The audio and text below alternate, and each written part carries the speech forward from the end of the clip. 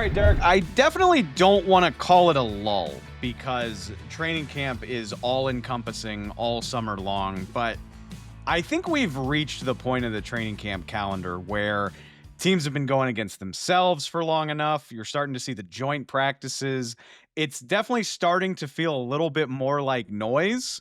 And that's why I'm glad we're finally coming up on the first week of the preseason where, yeah, it's not everything, but at least it is a more concrete version of summer football. Like, at least we can see something real instead of trying to decipher training camp cell phone clips, you know?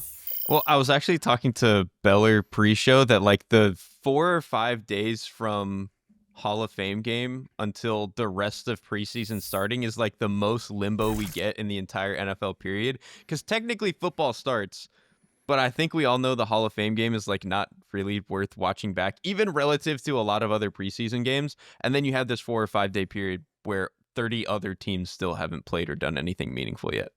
I think it's a challenging point of the schedule for everybody, right? Like, again, the teams are probably sick of practicing each other. They're probably getting to the point where they're ready for a break in the routine.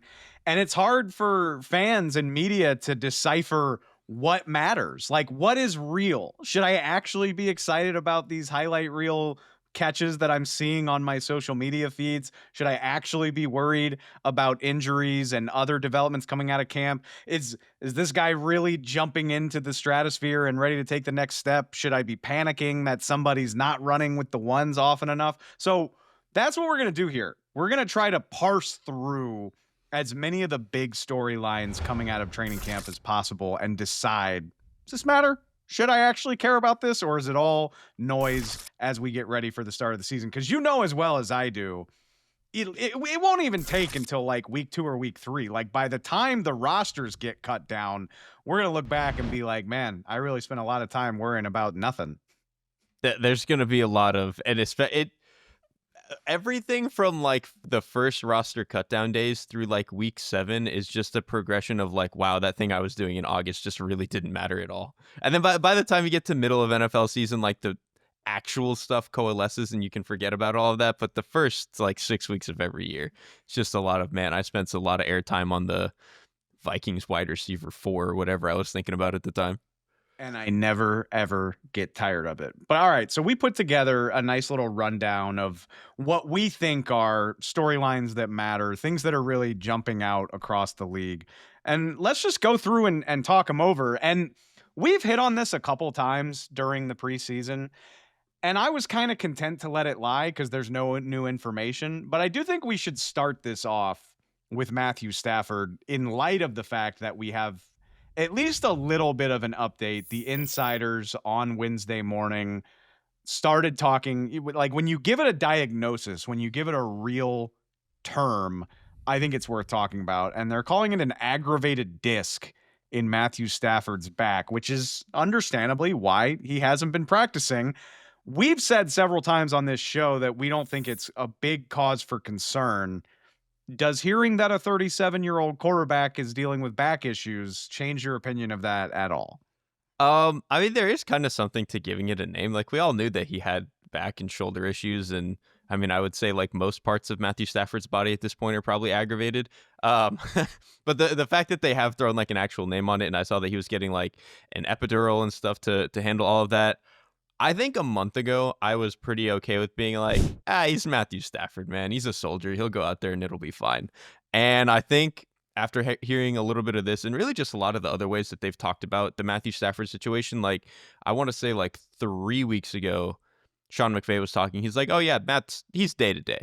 And then it came out very quickly after that. They were like, actually, I misspoke. He's week to week. And it's like just stuff like that adding up over the course of the offseason. I am getting a little bit worried that, you know, it's not going to be one of those things where I think Matthew Stafford is just by week 6, one big thing is going to go wrong and he's going to miss the year. But I do just worry a lot of these things are adding up to the point where it's like, instead of 90% Stafford, we're getting like 75% Stafford, which at that point, I don't know if that's probably not good enough for the Rams to be the team that they want to be.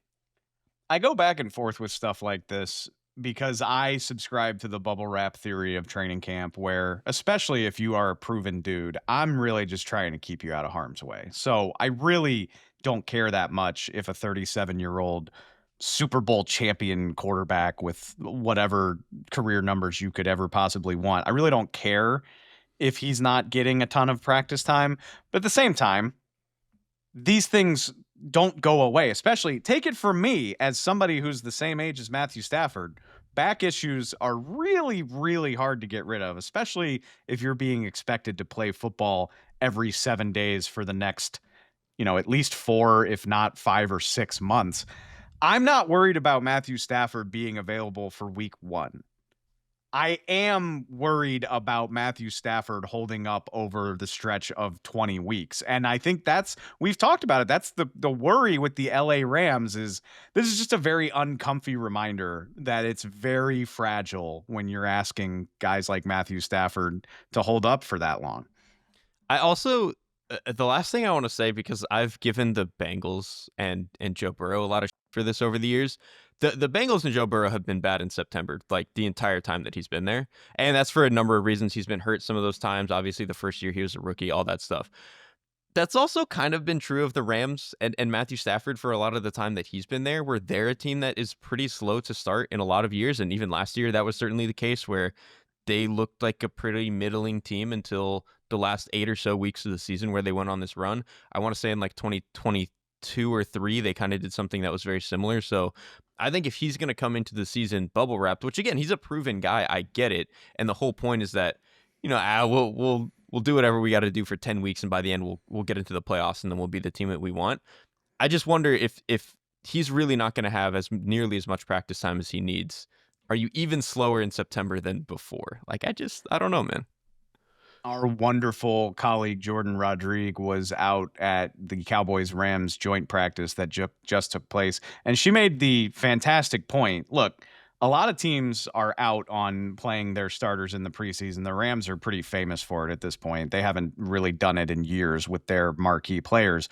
But joint practice, where you can go against another NFL team in a more controlled environment and quarterbacks can't get hit and all that type of stuff, most teams, including the Rams, view that as very, very important. Like they care a lot more about the 2 days that they practice with somebody else than the preseason game. For Matthew Stafford to miss that, I think that means something, right? Like I don't give a what he does on the preseason game days, but to miss a joint practice, it does suggest, like I said, I'm not worried about his availability for week 1, but it does suggest a heightened amount of concern about where this guy is and how careful they need to be with him, I think. I couldn't agree more. And the last thing I want to say, I've seen some people doing the backup's Jimmy Garoppolo, and Jimmy Garoppolo's fine. Jimmy Garoppolo might be fine. But for the Rams to be who they want to be, they kind of need Matthew Stafford to be playing at like an A level.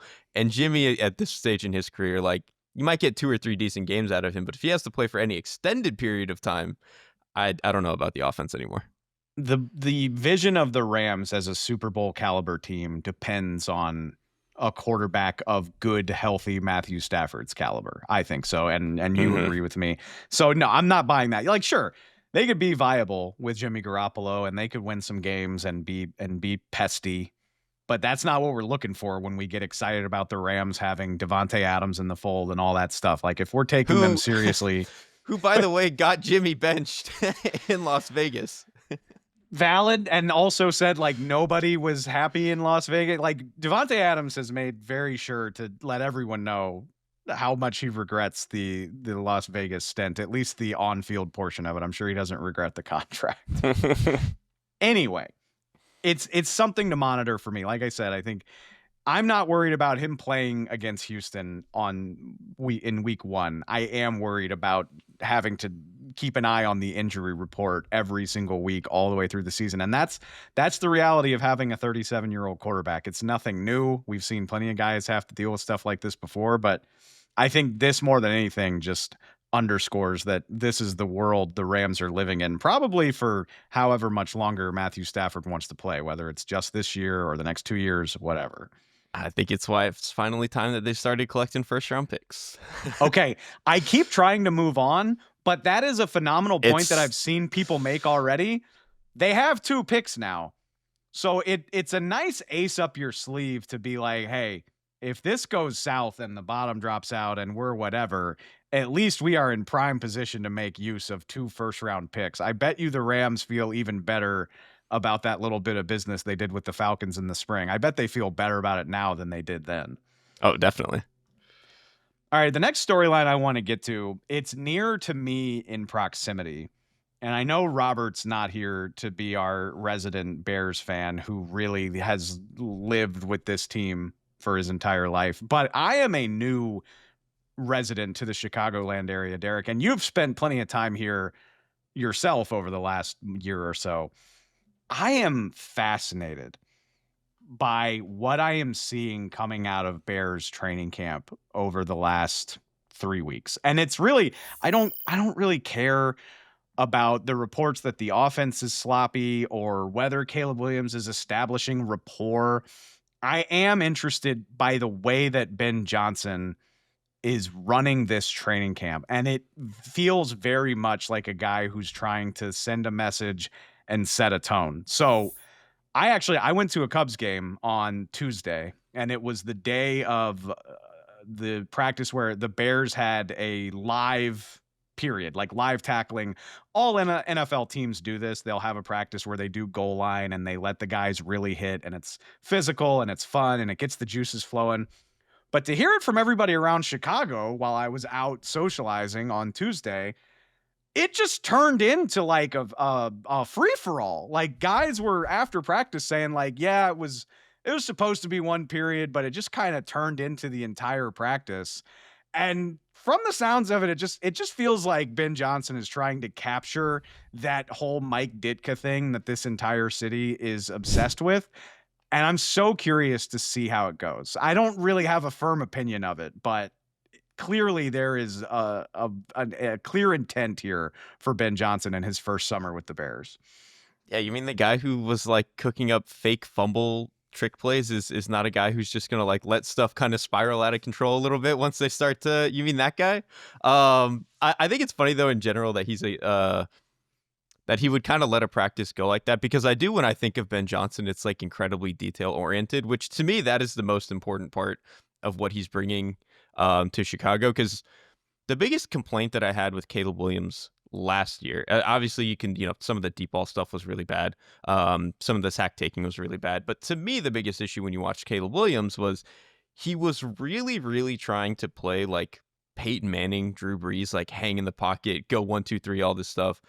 But I don't think the offensive coaching was good enough to really get him to hone in on how the offense was supposed to be played.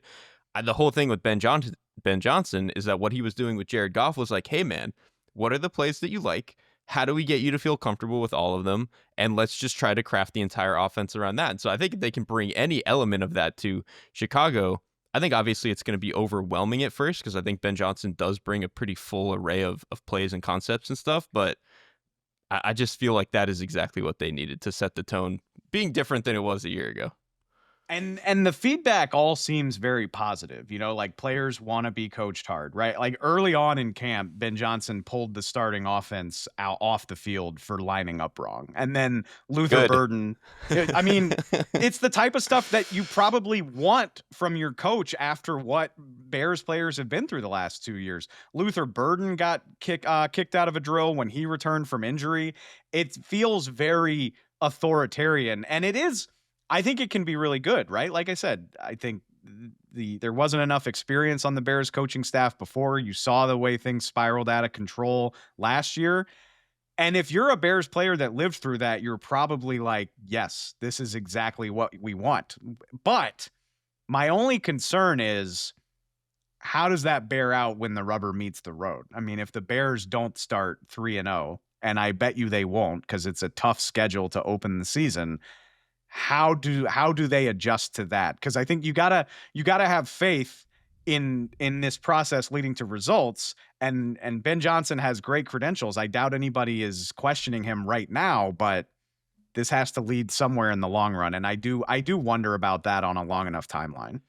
I wonder about that a little bit, because I do think if he's going to be so, nitty gritty and really getting on guys for a lot of the small details, and you're 2-4 at a certain point, and it doesn't look like you're turning around, I can see how that would start to grate on people. But I don't know. At the end of the day, I really do think these guys are professionals, and again, they do want to be the best at their job, and they do want to be pushed. And so I think even if it's definitely not as lax an environment as it was a year ago, I really do think that them getting pushed is going to be something ultimately, even if it's not working out early, is going to work out in the end. I mean, it's what happened with Detroit, and I think that's actually part of why, to me, it's pretty important that they brought in a lot of like veteran older players along the interior, specifically around Caleb Williams, obviously, because they have a lot of other young pieces in the offense, right? You just drafted 2 new skill players. You have Caleb Williams, Roma Dunze. So for them to bring in a bunch of veterans who have played on teams that maybe weren't so good and have maybe had to like work into year 1, into year 2 being better teams down the line, to me, I think that's a pretty important factor and like very smart team building. I think that's a valid point, but there is a key difference. And you're right. The Dan Campbell Lions had some miserable times before things got going. Like they had a forgettable first season. It was really, really bad in 2022 before they kicked into gear. I think the key difference there is you send an expectation when you trade away Stafford. And remember, it sounds silly now, but Jared Goff was basically like a salary dump at that time. It was like, okay, Hmm. Jared Goff can be our quarterback, and we'll be able to get a new guy in a couple years, and we'll thank Jared Goff for his time and move on. And that's obviously not what happened, but the Bears were clearly in this long rebuild. And the Bears can say whatever they want, and that's probably how they should view it, but that's not what the roster says. That's not what they have compiled on offense. That's not the expectation for a guy like Caleb Williams. So I think just inherently there will be less patience for this team than a team like the Lions, where when Dan Campbell got there, it was like, all right, man, have fun biting those kneecaps. We'll check in with you in a couple years. Like that's just not the world the Bears are going to live in.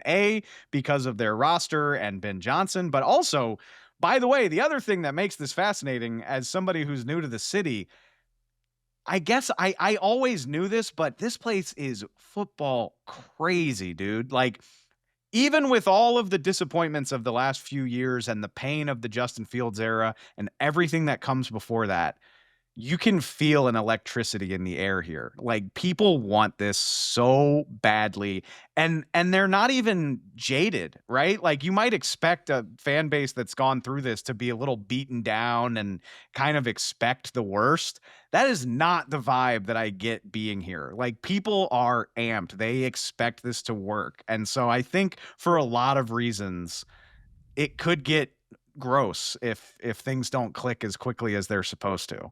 The expectations is a good point. Like the Bears are not expected to make the playoffs this year, but I think it's like on the table for a lot of people, right? Like if the defense really hits its stride, if Caleb Williams and the offense can be like the 13th best offense or something like that, then they could make the playoffs. With the Lions, it was like they might have been last in playoff odds that year. Like I don't remember what it was at the time, but that first Dan Campbell year, I'm sure they were like bottom 3. So that's a good point. It reminds me of like Bo Schembechler, the old Michigan teams back in the day, where he's like, "Those who stay will be champions," or even like Denzel Washington and Remember the Titans. That's the vibe that I get from what Ben Johnson's trying to do. He's like, Hmm. I'm gonna break you down and rally you and turn you into this great football team." I hope it goes that well, because it would be a phenomenal story. But it does make me very curious watching Bears training camp from afar to see how all of this ages once we get out of the preseason. All right, Derek, I remember talking with you about this before training camp even kicked off. So now that we've got a couple weeks of sample size, it feels only right that we check in on the Saints quarterback situation, which very much feels like a storyline worth paying attention to, for better or for worse. The Rattler is winning that job, man. I said it like half jokingly a couple of weeks ago, and I've probably said it a number of times on this podcast actually, but like here's this. I don't know why I'm defending a quarterback like this. My take is basically that I think he could be like quarterback 26, and like he could be like a not completely embarrassing player, which doesn't sound very exciting. But I think kind of goes to the point of like, I feel like this entire Saints season was setting up for a lot of this as a holding period anyway. We're going to see if these young offensive linemen are going to be something for us, and we'll just kind of move on and kind of reset in 2026. which to me, you could have done that with Spencer Rattler. Like Rattler is going to make aggressive throws down the field. He's going to hang in the pocket and, see how long these offensive linemen can really hold up. And I think he has enough to him that you could get like functional ish offense out of him. So that to me is like, I don't understand why they drafted Tyler Shuck. And so now they're at a point where they drafted Tyler Shuck to this older 26, 27-year-old prospect. He's going to come in, he's going to be our immediate starter, and we're going to be able to have functional offense. When to me, you kind of already had that guy on the roster, and now Shuck might not even be the week 1 starter. It's just a bizarre, it's a funny little quarterback room. I'll give it that. There's a couple things I want to hit here for starters. I think this storyline really ramped up earlier in this week. I think it was Tuesday when Spencer Rattler got the reps with the ones for a second consecutive day, and everybody freaked out. Like, oh, look, we got our first leader in the clubhouse. It looks like it's going to be Spencer Rattler. I think it's fair to point out guys still move around during the course of practice. I heard from my good buddy Luke Johnson that Rattler took reps with the threes that very same day. So like it's none of these things are purely set in stone, especially in an unsettled room like the Saints.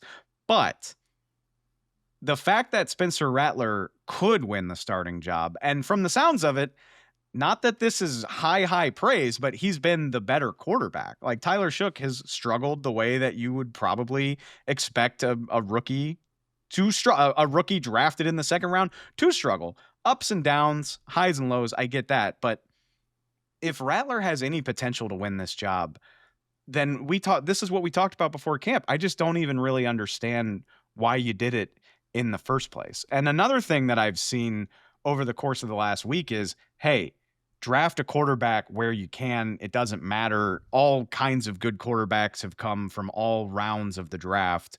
Jalen Hurts was a second-round pick. Dak Prescott was a fourth-round pick. Russell Wilson, going way back, was a third-round pick. I get that, but I do think you have to recognize where you are as a franchise in the Saints' case and say, if this season doesn't go well, we will be picking in the first round in 2026 with an eye on a quarterback, potentially very high. And it just rubs me the wrong way if a guy drafted 40th overall doesn't win the starting job as a rookie and then is very clearly buried on the depth chart behind a guy that you have to play 1 year later. That's been my concern from the beginning, and it looks like it's bearing out. Again, it's early. The job is not settled, but that is my concern with the Saints quarterback room. Well, and even the other quarterback you mentioned, this is why I think he's different than a lot of those guys. Russell Wilson with Seattle, they'd paid Matt Flynn to very obviously be the starter, and then Russell Wilson just surprised, and that was kind of a nice thing for them.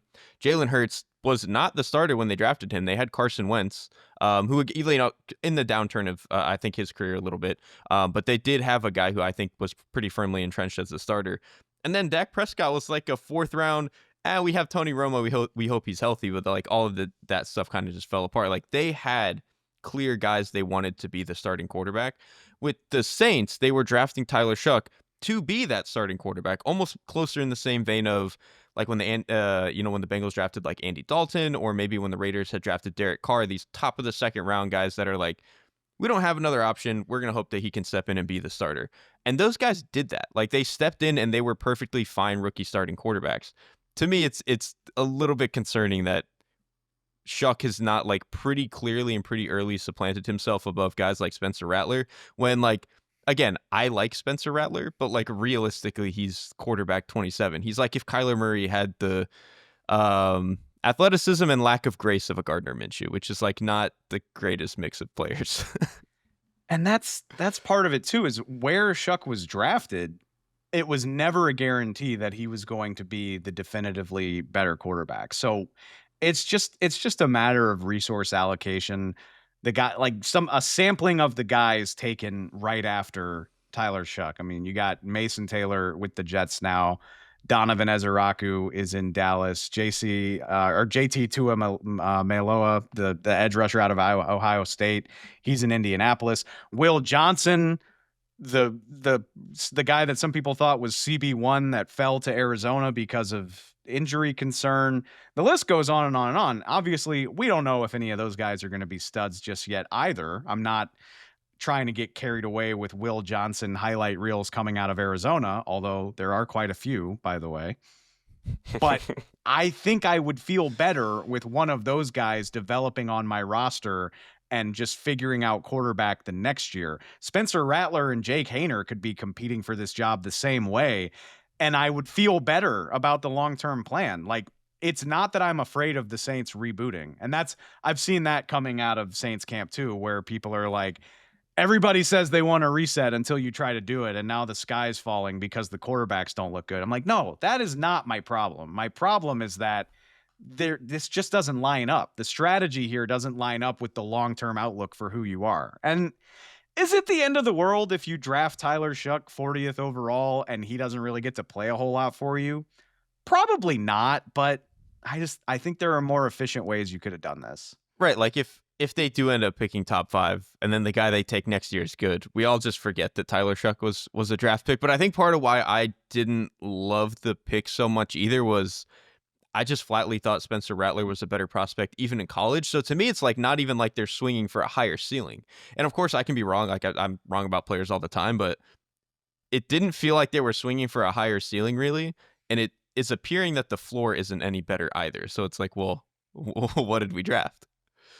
We are recording this before the vast majority of the league has played a preseason game. Maybe Tyler right. Shuck is a gamer, man. I mean, I was there the night Dak Prescott went nuclear in the preseason against the Rams after looking very forgettable as a training camp quarterback. So I'm reluctant to write the guy off this early, but the concerns that we had about the Saints quarterback room are playing out at least through 3 weeks of camp. I guess we'll see how it ages here over the rest of the month.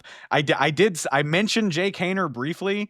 Hilariously, he is listed as a potential starter on the Saints depth chart because they did that really fun thing. The Saints depth chart literally says Spencer Rattler or Tyler Shuck or Jake Haener. So I guess technically it's a 3-man race, although that would surprise me a little bit. Speaking of that, though, this feels like a great opportunity, Derek, to just get into some of the training camp battles, some of the depth chart battles that we're seeing. Teams have released their first depth charts of the preseason as well recently. You can read into that as much as you want. I'm here to tell you that I'm really not going to. I don't know. How do you feel about that? Pretty much same. Like almost anything that these preseason charts could tell me just don't really do a lot for me because you just get a lot of like or it's just stuff that it's like certain teams and the way that they view things will almost always put the veterans in front of rookies anyway, even if by the 3rd preseason week that's not even true. Like I want to say I saw the Steelers running back room put Jaylen Warren ahead of Caleb Johnson, and it's like, okay, I get it. Warren does a lot of things really well, and he's been there for a long time.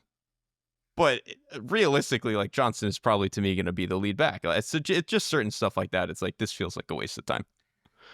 Running backs in particular exasperate me at this time of year. And I'm certainly not trying to hate on fantasy football. I play every year. I love it the same way everybody else does. But fantasy football, I think, drives a lot of this eagerness to find the next running back and find the guy who's going to win you your league. And it's valid because it happens every year. Guys come out of nowhere every year to be useful players. But it drives us to this place where I'm watching no contact training camp reps trying to make distinctions between backs. And I cannot stand it. I cannot stand trying to decipher like, well, it didn't look like he would have gotten tackled on that play, but I guess we'll never know. And I feel like that's happening in cities across the NFL. Like, I'm excited about Trey Benson and what he could do with James Conner. I've always loved Tyjae Spears in Tennessee since he got drafted. I like a lot of these guys, but I cannot use training camp to try to decipher running back pecking order. It drives me up the wall. Can I also say one more thing that drives me nuts with what happens a lot of time from fantasy people, and I get it. I promise you guys, the fun 190-pound back is never going to be the lead back in his backfield. We have to stop that. The most recent one I've seen is Bucky Irving, and listen, man, Bucky is awesome. He's a really, really good player. He's never going to be the Ezekiel Elliott take 350 carries in a season. Like, that's just never going to happen with those guys. We have to get over that one.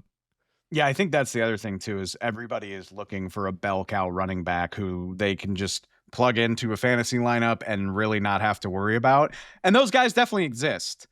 But I don't think we're going to get more of them. Like I think we have settled into a firm amount. There's a handful in the league every year. There's guys you can count on, but the vast majority of teams are going to be using 2 to 4 guys to handle the running back position, and that's just the world we live in, y'all. I don't think we need to breathlessly monitor Ja'Cory Krosky Merritt reps at Commanders camp, which super fun player. It's not a knock on him. I just like these are the names that you see crop up. And it's like, yeah, could he have a role in this offense? Absolutely. Do I need to be worried about him like getting drafted in a fantasy league? I don't think so. I think these are the types of things that we can let fade into the noise during training camp. Exactly. Now, having said that, oh no. there is a lot of fun stuff to get to with depth charts and with playing time. Let's not bury the lead too much. I mean, the Cleveland Browns announced Shedeur Sanders is going to start their preseason opener on Friday night. And from the sounds of it, with the injuries that they're dealing with at the quarterback position, I think it's going to be Shedeur and Snoop Huntley carrying this game. So Shedeur, I would guess, is going to get an entire half of football, maybe even more than that. Like he could conceivably play 3 quarters, which I personally am pretty excited to see. Well, and they should, right? Like, this is nothing against Snoop Huntley, but like, we know what he is at this point, and they've signed him as the 5th quarterback in what is already a crowded room that is going to have to get cut down at some point. Just give Sanders every rep available, and if they don't want to put him out there with like the 4th string offense because those reps are at that point for him maybe like to the point of detrimental and not even that useful, fine, I get that. But for as long as you are trying to be a semi-serious offense in these preseason games, if the other guys can't go, like Sanders should just get every rep possible. Because I think even coming out of college, he was a guy who was going to need that. Because I think to me, because he's not much of a creator outside of the pocket and doesn't have these insane wow tools the way that like a Cam Ward did, he's going to have to be a guy who plays like very within the offense and is like pretty tuned into the way that things need to go on time. You're only going to really be able to get to do that in the NFL when you get reps. And so the more that he can get, the better. And this isn't even me saying like he's got to go do this so he can prove to, go win the starting job and stuff. I still have no idea who's going to get any starting reps this year in the regular season. But for the preseason, if the other guys can't go, just give them all to him. See, I'm sticking to my guns. I think Joe Flacco is going to be the Browns starter in week 1, which it's a matter of just when is he going? Like when is he leaving the lineup? Yeah. Yes. When is Joe Flacco leaving the lineup? But for the time being, he's the guy you're getting ready to start week 1 against Cincinnati. Knowing that, and look, I've said before, you can't give him no reps. He's got to get practice reps when he's available. But in the preseason, I would give all those reps to Shedeur. And when he's healthy, Dylan Gabriel as well. I know Gabriel's dealing with a hamstring injury. That's part of the reason Snoop Huntley is even on this team right now. Go figure that the team with a 4-man quarterback competition needed a 5th. You would have thought they had all the contingency plans necessary for injuries, and yet here they are. I'm playing Shedeur and Dylan Gabriel as much as humanly possible. Yeah, I hope he gets 3 quarters because, I mean, at this point, Snoop Huntley is clearly just here to get you through the week, right? Mm-hmm. I mean, he hasn't even had that much time on task. You're not getting anything out of him playing a lot of preseason snaps. For that matter, give Shedeur the entire game. And yeah, I don't know what the plan is for the entire Browns starting roster, but it is encouraging to think that Shedeur will play at least some of this game with the best version possible of a preseason Browns team. At least I would hope so. Mm-hmm. All right. I'm curious for how you feel about this. And I think the answer is going to be not so great. But as long as we're looking at depth charts, Travis Hunter, starting wide receiver in Jacksonville, not very surprising. 2nd team on the defensive side of the ball, which I would say lines up with what we've heard about how they're using him. Far more offense than defense. But I'm guessing you have an opinion about this. I hate it, dude. We did a different show where you and Robert like kind of sold me on like, well, in theory, their best 3 receivers, if you remove Travis Hunter, does not look very good. Whereas they could probably field a decent secondary without Travis Hunter. Like Jerry and Jones can play a little bit of outside for them. You have Tyson Campbell. Jordan Lewis is going to play the nickel. That's a totally fine cornerback room to get by. But to me, when you go up and draft a player, like trade up picks to go and take a guy in the top 3 of the draft the way that they did with Travis Hunter, who is supposed to be a unicorn, me personally, I would like to play him at his best position, which in my opinion is corner. It's what he practiced more when he was in college, and I think that's where you see some of his most special skills. And like he does some really good stuff at receiver, don't get me wrong, but when I watch some of his ball skills at DB, when I watch the way that he can click and close on stuff, when I watch just how fluid he is at the line dealing with some of these guys in press, why would I not want that guy playing his best position? I think I can answer that. And I'd love for your opinion on this, but I don't want to undermine the importance of defense or the value of having a shutdown cornerback. I mean, those guys don't grow on trees. They're incredibly valuable players. But if Travis Hunter is going to pay this trade off, don't you think he's more valuable to the Jags as a Pro Bowl, hopefully all pro caliber receiver? Like, don't you think the Jags ceiling is higher if Brian Thomas Jr. and Travis Hunter are a Chase and Higgins type of receiver duo than not, you know? Like, not to say that there's no value in him being a great cornerback, but don't you think the Jags have a better chance of hitting whatever their ceiling is if they have 2 elite receivers? I think because they would have 2 of them, I think that there's a chance that you could get there, but I think in a vacuum, like I would rather have what to me can be an all-pro corner than a Pro Bowl receiver, like every time. Like the Texans are actually a great example. I think Nico Collins is fantastic. I would rather have Derek Stingley on my team. Like to me, that is kind of what we're talking about with like the outcomes in terms of quality for Travis Hunter. I would rather have Derek Stingley. I don't know if I agree with that. I mean, The Texans offense was bad with Nico last year. Nico missed a solid chunk And of I'm the not year saying it's with his an fault, injury. obviously, and they were good when in 2023. But like, I think I'm more defense pilled than the rest of this show, and I really think that if you do have one of the truly elite corners, I think that's just as valuable as almost anything else in the league. I mean, it's an age-old debate where defense wins championships and all that good stuff that we love to say, and you're probably not going deep into the postseason without some dudes on that side of the ball. But I think if you get enamored with it, it's understandable. Like so much about this game is just geared toward the offense. So much about this league is geared toward the passing attack specifically. I mean, it was like this mind-blowing development when teams turned back to the run last year. We had to write these crazy think pieces about it because that's how pass-oriented the game has become. And certainly can't say that it would win you a championship, but it just feels like a great way to tap into Trevor Lawrence's potential, and B, a surefire way to win a bunch of football games, right? And you can worry about making the moves that you need to make to win a championship later. I mean, no offense to the Jags, but let's get into a world where we can consistently have a winning record before we worry about what's happening in the divisional round of the playoffs. And I don't know, I'm imagining a world where these 2 receivers, like I said, Chase and Higgins or Devontae and AJ Brown in Philly, like if you're operating in that world with a quarterback that we think highly of, it's awfully enticing. I'm going receiver. It's a long way of saying I'm going with the receiver. Even I understand the value of a really good corner, but that's just the world that we're in right now. Again, because they do also have Brian Thomas Jr., it does allow you to maybe they can be like the 4th or 5th best receiver duo in the league, and that does change the math a little bit. But I don't know. I think for me in a vacuum, it's like I'd always rather have the guy who, to me, when he's on the field, tilts the field and really determines how the other team has to play. I think he could be that at receiver, but I think there's a lot more that we have to see and a lot more left up in the air. I think with corner, like I would honestly be shocked if he's not that kind of player. I hope we get to see both. We've talked about it plenty. I mean, I hope the Jags have a plan to work him heavily at receiver, maybe in one preseason game, depending on how many snaps he gets. Maybe you up the defensive snaps in another game. I said it already, but let's put everything on this guy's plate before we worry about limiting him to one role.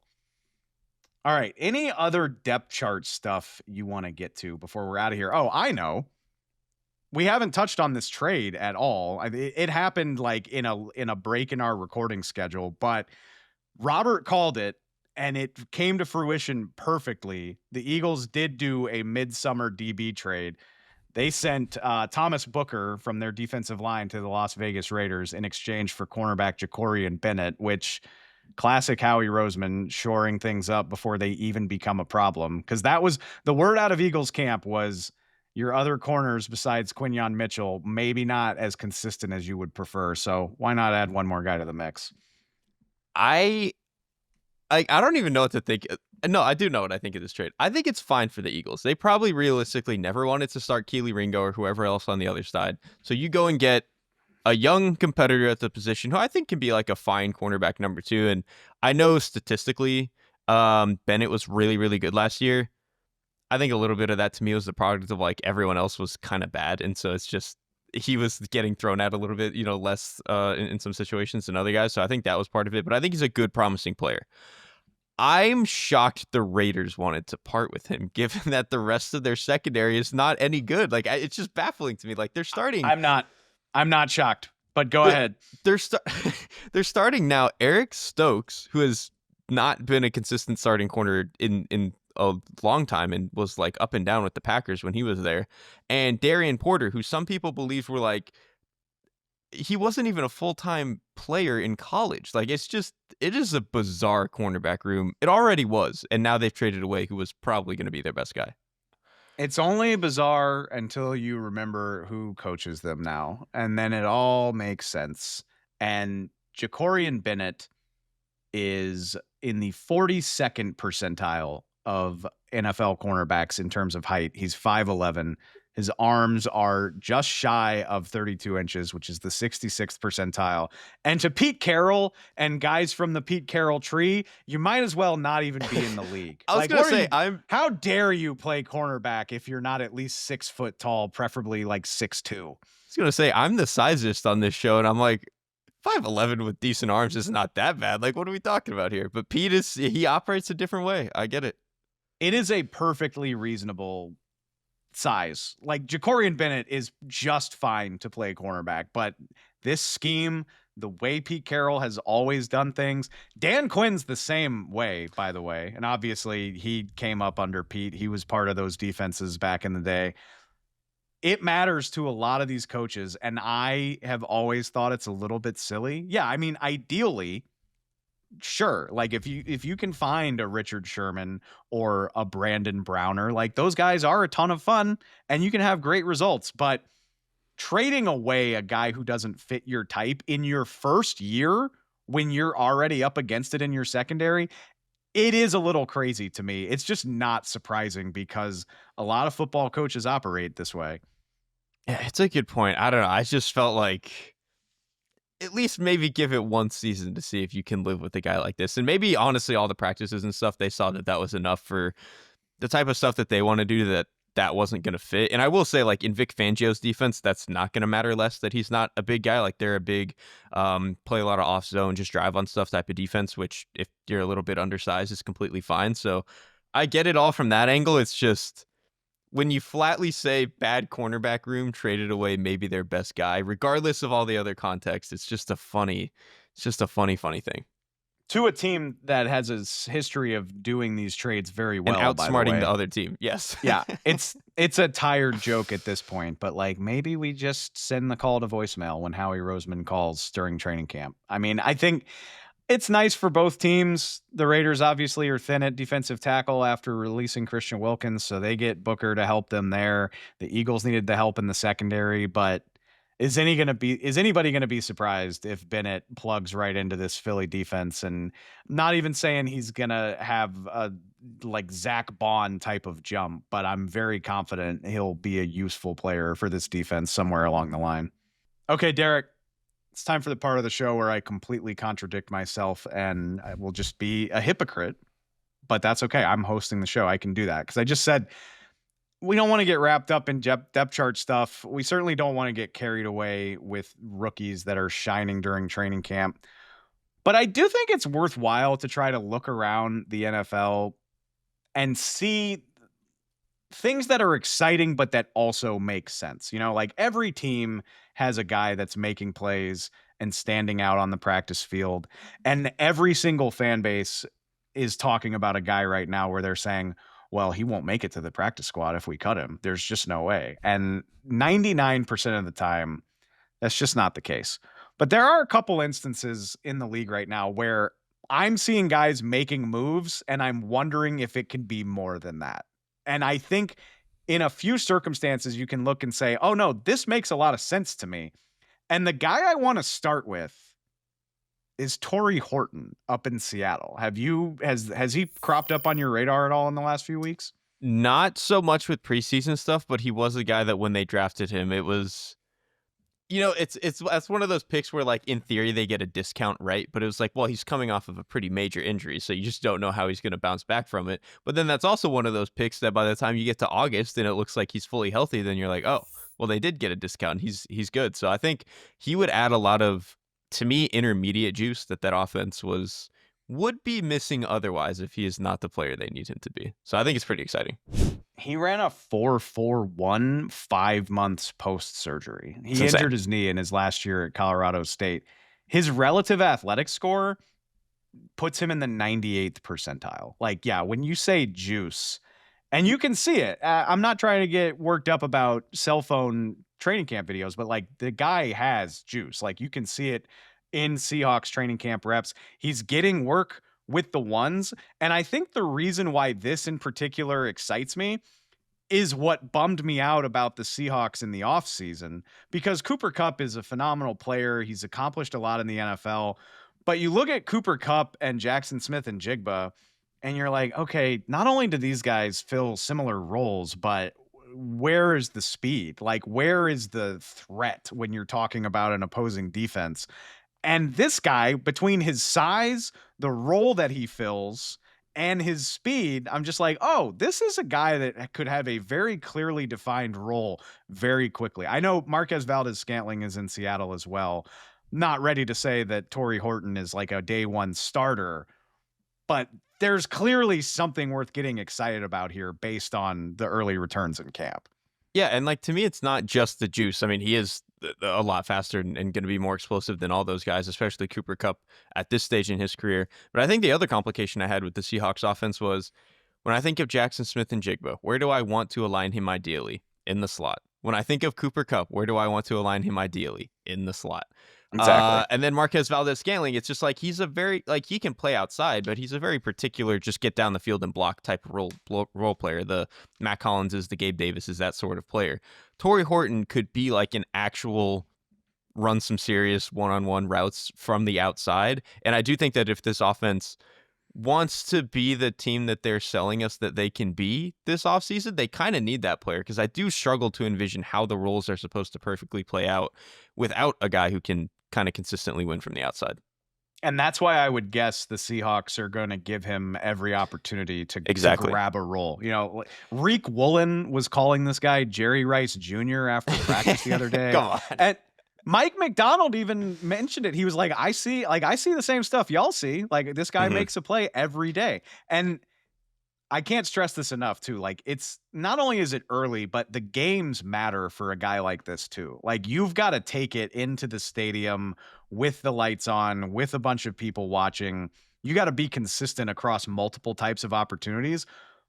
But I feel confident saying the Seahawks are probably going to throw a lot of these opportunities at him, because I think it would be big for their offense if you could count on a guy like this when 2 months ago maybe you weren't so sure.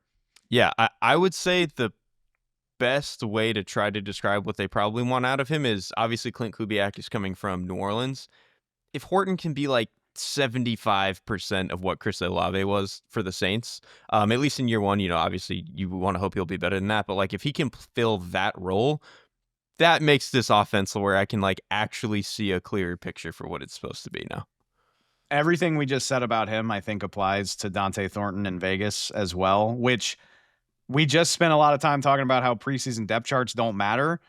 I do think it matters when a 4th round rookie is listed as a starter immediately. Like, he Mhm. started turning heads from the very beginning, and it doesn't seem like the Raiders are shying away from that. Like, the Raiders seem perfectly comfortable saying, "Yeah, we want this guy to be a part of what we got going on."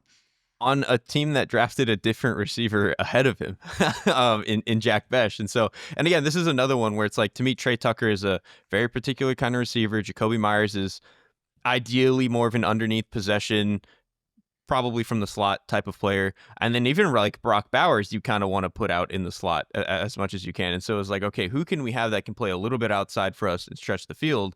Thornton hopefully gives that to them. So he actually was not a player I watched that much going into the draft. So he's a player I'm a little bit more in wait and see mode. Want to see how these preseason games roll out. But I do think that that would have been the missing spot of this offense because I like a lot of the rest of it, right? Like Genty, Bowers, Myers, but those are kind of all players that win within 15 yards of the line of scrimmage. You kind of needed somebody who could win further than that, especially with Geno Smith at quarterback.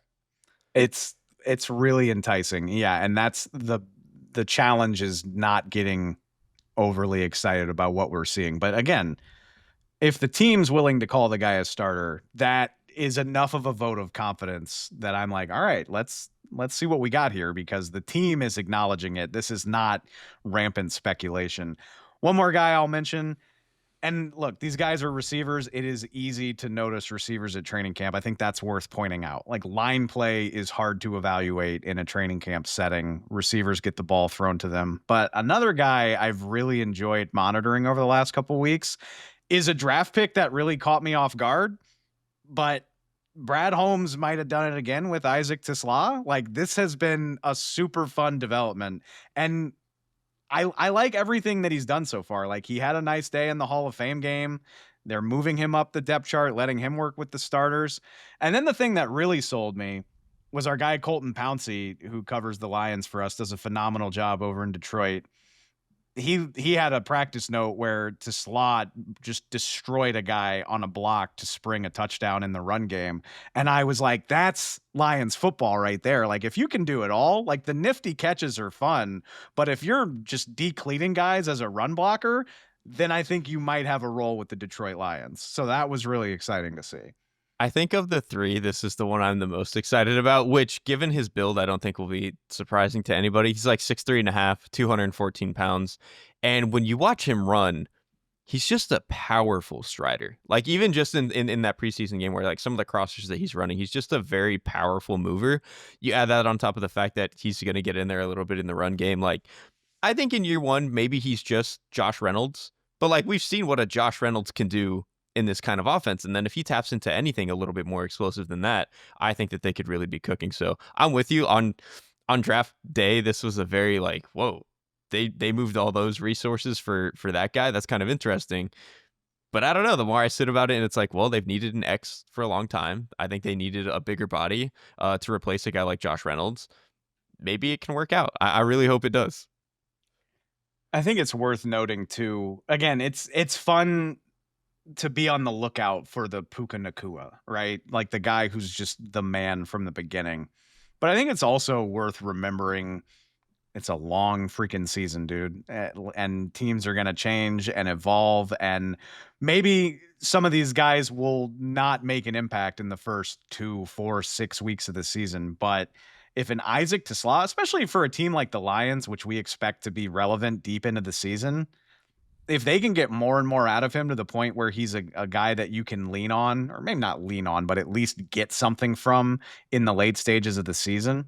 I mean, I know Xavier Worthy was a first round pick. It's not a great comparison, but the difference between September Xavier Worthy and December Xavier Worthy was insane. It's a completely different thing. So if this is where these guys are in August, even if they don't hit the ground running and become stars in the first few weeks of the season, it's exciting to think what that means for their development over the course of an entire season.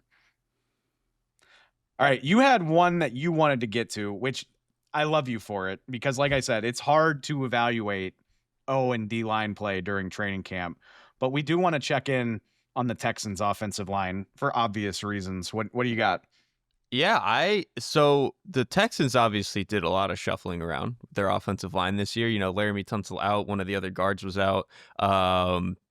ended up drafting Aireontae Ersery in the second round, which to me, at the time, it's like, okay, you look at the depth chart. Cam Robinson, who they signed, I think to be probably a band-aid at left tackle, but probably the entrenched starter. And then at right tackle, I think ideally they would have wanted Blake Fisher to maybe take a step in year two after a pretty rough rookie season. So to me, that was going to be the plan. And then you just go in thinking like, okay, Ersery, he to me was a little bit of a project coming out of the draft, like kind of some heavy feet. I think sometimes trying to get targets at the second level, he could be a little bit hit or miss. But it was like, okay, you can see the power, you can see the size, why some of this would work if he could speed some things up a little bit. He is already apparently fighting for the starting job at both left and right tackle. And it seems that like at right tackle, that door is probably a little bit more open given how I think Blake Fisher played last year and how apparently camp might be going. So I don't know if we're going to get Ersery as the starting tackle or how well he's even going to play. But it does mean something to me that a month ago I would have been like, yeah, Cam Robinson, Blake Fisher, out of sight, out of mind. That's going to be their tackles for whatever reason. But now the fact that it's kind of in flux is interesting to me because I think ultimately, whoever the tackles were going to be, all we wanted was the Texans' offensive line to be better than it was last year. And so to me, if that means Blake Fisher, if it means Aireontae Ersery, I don't really care. But it means something to me that Ersery has already kind of taken the job potentially. Do you think that means anything in the bigger picture? Because I'm with you. If you're not a top 15 pick at offensive tackle, or maybe if there's a very specific reason why you weren't, like Josh Simmons this year, we know why Josh Simmons was picked where he was, and he wouldn't have been if he was healthy. Outside of that, it's hard for me to get excited about a rookie offensive tackle who's taken outside, I don't know, yeah, the top 15, the top 20. And you hear so much about how offensive line play in college is in a terrible spot. Like you're not getting guys prepared as well as you possibly can for the NFL level just because of the difference in schemes and splits and stuff like that. But there's more success stories than you might guess. I mean, Roger Rosengarten comes to mind right off the top of my head in Baltimore last year, where I was very worried about the Ravens offensive line, in part because you're probably asking a second round rookie to play right tackle. But more and more, it feels like a lot of these guys are capable of the jump in a way that maybe I'm not giving them credit for. I think that's a great point. I still believe that ultimately, if you want an all-pro or consistent Pro Bowl tackle, you probably got to take him top 15. Like if you really want to get like the blue chip tackles, you probably have to take them there. There's not that many like Jordan Mailatas to go around where you take them later and they become a really special player. But I do think that you can pretty consistently get like quality level tackles in the second and third round. I mean, some of those guys that you already mentioned, like Delmar Glaze for the Raiders, played pretty decently last year as a third round rookie. Like you can get some of these guys. Bernard Raymond, I believe, was a day 2 pick for the Colts, and he was okay as a rookie and really became into a solid guy who just got paid pretty handsomely. So I actually think that you can find competent tackle play in this range. And so if Ersery, again, I still expect him to be a below average tackle in the grand scheme of things, but Blake Fisher was worse than that last year. So that's an upgrade. And if they can get, 2 or 3 more of those upgrades along the offensive line, that changes a lot for this Texans team, hopefully. That on top of the rules in the offense seemingly being better, or hopefully. I think a lot of it is expectation too, right? Like It's funny. I say Wanya Morris was a third round pick. And I mean that as a compliment. Maybe if you're a Chiefs fan, maybe you don't feel that way, but I'm like, hey, if you can get average to maybe below average, offensive tackle play out of your 92nd overall pick, I'm probably calling that a win. Luke Gadecki in Tampa was pick 57 a few years ago. Like, again, these aren't guys that you probably get excited to talk about, but the hit rate, it seems like it's probably better than I give it credit for. Cause yeah, when I hear that you were drafted outside the top 15, 20, I'm just like, all right, it's not that you can't be a good player, but it probably won't happen quickly. But yeah, maybe I need to revisit this take as I get into my draft coverage. Yeah. I think we just have to recognize that those guys aren't going to be the Penei Sewells. Like if you want the Penei Sewell, they're going to go high. But again, you can get, whereas I do think the reason that's weird is like, I think we've seen a lot of the second and third round receivers become truly the best in the league, like the A.J. Browns and guys like that. Tackle is probably just never going to happen, but you can get some solid guys. You got to field 5 offensive linemen. They can't all be all pros. So if this works out, and of course, like, we're out over our skis here, but let's just live there for a minute. But like, let's say some of these Texans O-line moves work out better and faster than we would guess. And that's been my concern with the Texans this entire offseason. How does that change your thoughts on Houston if this offensive line revamp is better and faster than maybe we're giving it credit for? So I still think I would be shocked if they're any better than like the 22nd best offensive line in the league. However, we've seen CJ Stroud be pretty dang good with the 22nd-ish best offensive line in the league, the way that he was his rookie season. It's just last year it was like a truly bottom 3, bottom 4 unit, along with teams like the Bears and the Giants and the Seahawks and stuff like that. So if they can get out of that gutter and not speed up CJ Stroud's process so much to where he's just dirting a bunch of throws, I think that we could live in a world again where we remember why we were all so excited about him. And so I don't know if they're going to be, I think if they get to that, they're not going to be like a top 8 offense. But again, they were like a mid-20s offense last year. They can get back to at least average if the offensive line takes all those steps. But I think I'm still very much in wait and see how all of that actually comes together. Well, we don't have to wait or see for that much longer. I know preseason's not everything, but like I said, we need a little more information. We need a little more data, and we're going to get it here coming up this weekend. Before that, though, Derrik and I will be back on the other side of the weekend, but don't worry, we got you covered the whole way through. Robert's got another Beat Writer Notebook coming up on Saturday, I believe, and we will have another show for you, Derrik and I, on Monday. Lot to get to. Obviously, preseason games starting. We'll hit on the news as we need to, but until then, we appreciate y'all so much. We will talk to you next time. Thanks for watching the Athletic Football Show. Subscribe to the channel to keep up with us. Like and comment on this video, and we'll see you next time.